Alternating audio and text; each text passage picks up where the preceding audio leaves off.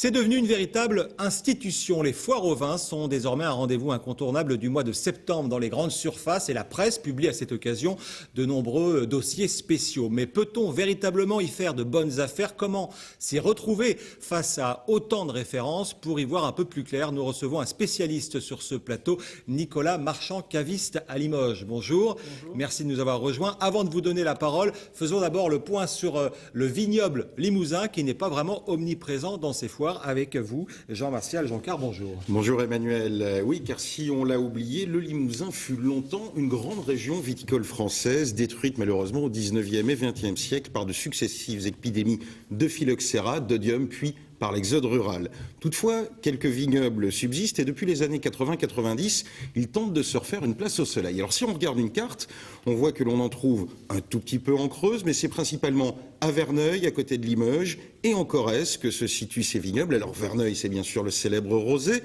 qui s'est un peu amélioré ces dernières années, il faut le dire. Production entre 10 et 18 000 bouteilles selon les années.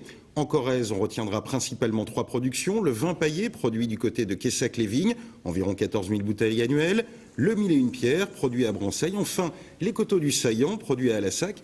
Peut-être sûrement le meilleur vin limousin, très agréable en tout cas, avec modération bien entendu. Le plus produit également, puisqu'on dépasse les 30 000 bouteilles annuelles. Nicolas Marchand, vous êtes d'accord. Les vins du Limousin sont-ils bons? Est-ce qu'il faut en acheter aux foires aux vins? Je ne sais pas si on en trouvera beaucoup au foires aux vins, mais il faut en acheter, il faut encourager la dynamique qui s'est mise en place. Et ils font des vins tous assez qualitatifs et des vins plaisir. Vous me disiez notamment le saillant, c'est une valeur de plus en plus sûre. De plus en plus sûre, ils font beaucoup d'efforts au niveau de la culture et de la vinification et ils ont une belle gamme en fait, des vins assez variés. Et leur spécialité, c'est les blancs. Ils ont fait un excellent rosé cette année. Alors, les foires, vous le disiez, Emmanuel, tout à l'heure, l'offre est pléthorique. Peut-on y faire de bonnes affaires? Comment y faire de bonnes affaires? Tout en rappelant, on l'a oublié, que ces foires aux vins n'ont jamais été créées pour les consommateurs, mais pour permettre aux grands négociants bordelais de déstocker. Tout à fait. Dans le début des années 80, c'est une grande enseigne de la distribution qui a commencé. Les négociants avaient des stocks de millésimes fin des années 70 et ils devaient écouler assez rapidement. Ça devait commencer à devenir lourd pour eux. Et donc la grande distribution a commencé là. Alors c'est peut-être plus le cas maintenant. En tout cas, moins. La question est, est-ce qu'on peut faire de bonnes affaires maintenant? On peut toujours, mais il faut les trouver. C'est-à-dire que les grands crus sont de toute façon devenus très chers, parce que maintenant on n'attend plus les grandes surfaces pour les liquider, c'est plutôt les marchés, les pays émergents qui prennent la part belle des grands crus, et eux ils n'ont pas de limite.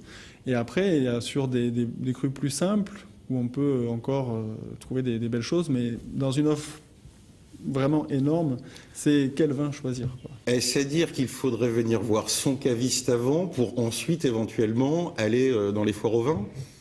Alors après, on n'a pas forcément une mission de conseil, c'est-à-dire que nous, on propose aussi des vins. Après, la grande distribution a quand même 80% des vins, distribue 80% des vins de Bordeaux, par exemple. Donc je ne veux pas prétendre que les cavistes font tout bien et les autres mal. Mais après, nous, on axe notre métier sur le conseil. C'est-à-dire que c'est plutôt le vin qui vous correspond. En parlant de conseil, on peut faire confiance d'ailleurs. Alors, dans les foires aux vins, il y a souvent un œnologue ou un sommelier. Il y a tous les guides qui sortent. C'est sérieux ou il y a quelques, si j'ose dire, ententes commerciales? Très rapidement. Après, il y a toujours une petite entente. Après, c'est quand même des avis assez objectifs. Après, c'est assez varié, quoi. Donc il faut chiner, fouiner, trouver le bon produit, se fixer un budget, acheter une bouteille et retourner. Et le faire avec modération. Bien sûr. Merci beaucoup, messieurs. Merci.